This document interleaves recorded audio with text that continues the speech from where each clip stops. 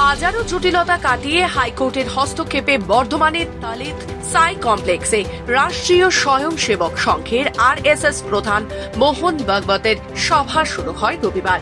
এদিন রাষ্ট্রীয় স্বয়ংসেবক সংঘ আরএসএস সংঘচালক মোহন ভাগবত আয়োজিত সভায় এদিন তিনি বলেন, সংঘের একমাত্র লক্ষ্য হিন্দু সমাজকে ঐক্যবদ্ধ করা। তিনি স্পষ্ট করেন যে সংঘের মূল কাজ হল সমাজকে একত্রিত রাখা এবং এমন মানুষ গড়ে তোলা যারা ঐক্যবদ্ধ জীবনযাপন করবে। তিনি আরো বলেন, হিন্দু সমাজই ভারতের দায়িত্বশীল সমাজ।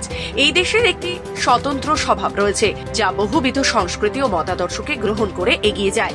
মোহন ভাগবতের মতে যারা ভারতের এই বৈচিত্র্যময় স্বভাবের সঙ্গে খাপ খাওয়াতে পারেনি তারা আলাদা দেশ গঠন করেছে। সংঘের কার্যপ্রণালী সম্পর্কে তিনি জানান, এটি কোনো আনুষ্ঠানিক সদস্য পদ ভিত্তিক সংগঠন নয়, কোনো ফি নেই, সদস্যপদের বাধ্যবাধকতাও নেই।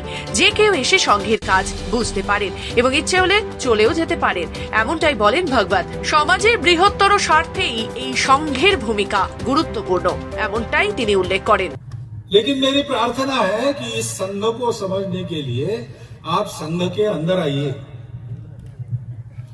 अंदर आने की फीस नहीं है, औपचारिक सदस्यता नहीं है, मन की मर्जी है तब आ सकते हैं, अगर मर्जी उखड़ गई तो आप बाहर जा सकते हैं।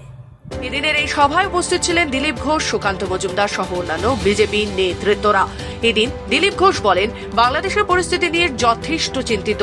ওই দেশের মানুষেরা কিভাবে বাঁচবে সেটাই এখন বড় চিন্তার বিষয়। এই সভা করা নিয়ে বাধার সম্মুখীন হতে হয়, আদালত পর্যন্ত গড়ায় বিষয়টি। অবশেষে অনুমতি পাই আমরা।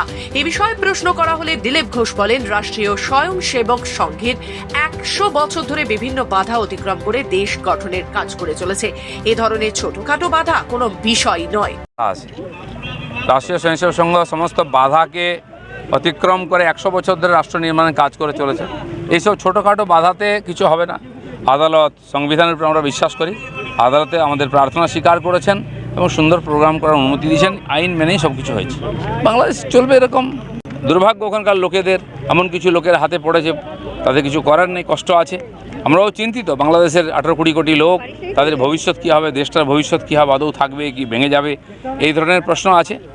আমার মনে হয় যারা ওখানকার শান্তিপ্রিয় স্থির বুদ্ধির মানুষ তারা এক সময় বেরোবেন, তার নেতৃত্ব দেবেন, আবার বাংলাদেশ ঠিক রাস্তায় আসবে। পূর্ব বর্ধমান থেকে সুমন বিশ্বাসের রিপোর্ট, খবর বাংলা।